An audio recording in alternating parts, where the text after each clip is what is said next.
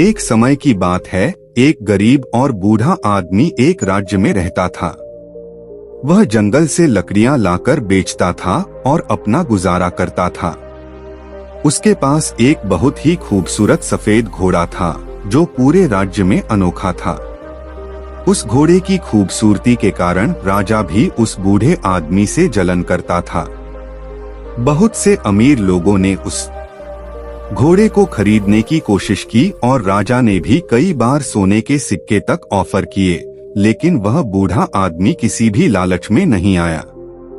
वह सभी को एक ही जवाब देता, यह घोड़ा सिर्फ एक घोड़ा नहीं है, यह मेरे परिवार का सदस्य है। इसे मैं पैसे के लालच में नहीं बेच सकता। एक सुबह बूढ़े आदमी ने देखा कि घोड़ा अस्तबल में नहीं है। वह इधर उधर ढूंढता रहा, लोगों से सवाल किए, लेकिन घोड़ा नहीं मिला। यह खबर पूरे राज्य में फैल गई। बहुत सारे लोग इकट्ठा हुए और कहने लगे, हमें पहले से पता था कि एक दिन घोड़ा चुराया जाएगा। यह बूढ़ा आदमी बहुत गरीब और कमजोर है। आखिर वह इतने कीमती घोड़े की रखवाली कैसे कर सकता था? एक आदमी हंसकर बोला, तुमने बहुत नुकसान उठा लिया। इससे बुरा क्या हो सकता है? अगर तुमने घोड़ा राजा को बेच दिया होता तो तुम्हें अच्छी रकम मिल जाती और तुम अपनी बुढ़ापा आराम से बिता सकते थे। बूढ़ा आदमी किसी की बात पर प्रतिक्रिया नहीं देता और सिर्फ इतना बोलता, जो कुछ है सब ठीक है।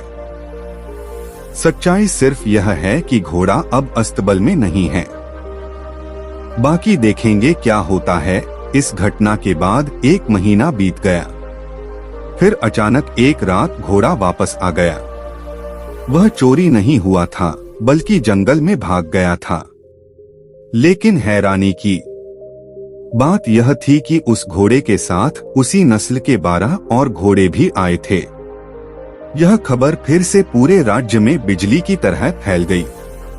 लोग इकट्ठा हुए और बूढ़े आदमी से बोले, तुम सही थे।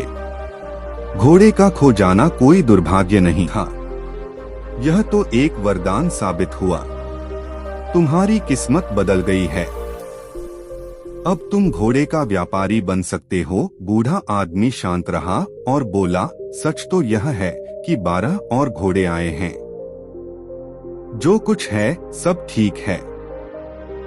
बाकी देखेंगे क्या होता है। बूढ़े का बेटा इन जंगली घोड़ों को काबू करना सीखने लगा। लेकिन सिर्फ 3 दिन बाद उस लड़के की टांग एक जंगली घोड़े से गिरकर टूट गई। लोग फिर से इकट्ठा हुए और दुख भरी आवाज में बोले, बहुत बुरा हो गया तुम्हारे साथ। 12 घोड़े मिलना वरदान नहीं था, बल्कि एक श्राप था। तुम्हारे इकलौते बेटे की टांग टूट गई। अब उसकी शादी कैसे होगी? बेचारा बदकिस्मत निकला।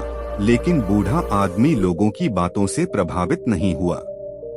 उसने कहा, सच यह है कि बेटे की टांग टूट गई है।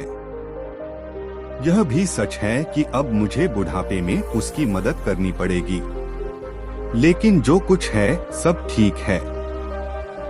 बाकी देखेंगे क्या होता है। कुछ समय बाद राजा के दुश्मनों ने अपने बड़े सैनिकों के साथ राज्य पर हमला कर दिया। राजा की सेना इस अचानक हमले से कमजोर पड़ने लगी, इसलिए राज्य के सारे युवाओं को जबरदस्ती सेना में ले जाया गया। लेकिन बूढ़े आदमी का बेटा बच गया क्योंकि वह लंगड़ा था। लोग फिर से बूढ़े आदमी के घर इकट्ठा हुए और रोते हुए बोले, तुम सही थे। तुम्हारे बेटे की टूटी टांग तुम्हारे लिए एक वरदान साबित हुई। उसे जंग में नहीं जाना पड़ा। लेकिन हम सब बहुत परेशान हैं। हमारे बच्चे चले गए हैं। अब हमें नहीं पता कि वह वापस आएंगे या नहीं। हम सब जानते हैं कि तुम खुशी और गम में एक जैसे रहते हो, लेकिन तुम यह कैसे करते हो? बूढ़ा आदमी बोला, सबसे पहले सच को समझो। सच्चाई सिर्फ यह है कि तुम्हारे बेटे देश की सेवा के लिए गए हैं।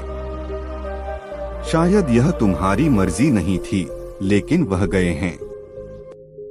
यह दुर्भाग्य है या वरदान, यह कोई नहीं जानता। बूढ़ा आदमी ने आगे कहा, जब तक तुम लोग चीजों को अच्छा या बुरा कहने की आदत नहीं छोड़ते, तुम परेशान ही रहोगे। क्यों नसीब की चिंता करनी?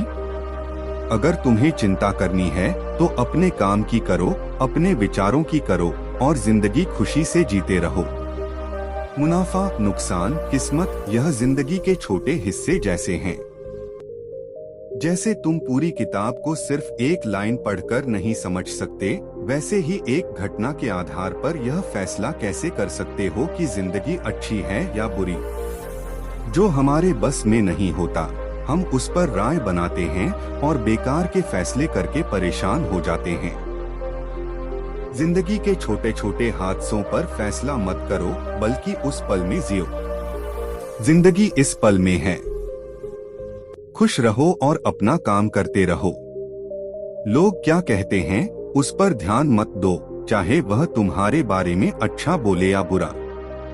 अगर तुम लोगों की बातों पर ध्यान दोगे तो तुम्हारा मन अपने आप बेचैन होने लगेगा। इसलिए अपने जीवन के जरूरी कामों पर ध्यान दो, जो हमेशा तुम्हें अंदर से खुशी देगा। कहानी को उसकी मूल लंबाई और शब्दों के साथ ही रखा गया है। आशा है कि यह आपकी आवश्यकताओं के अनुसार है।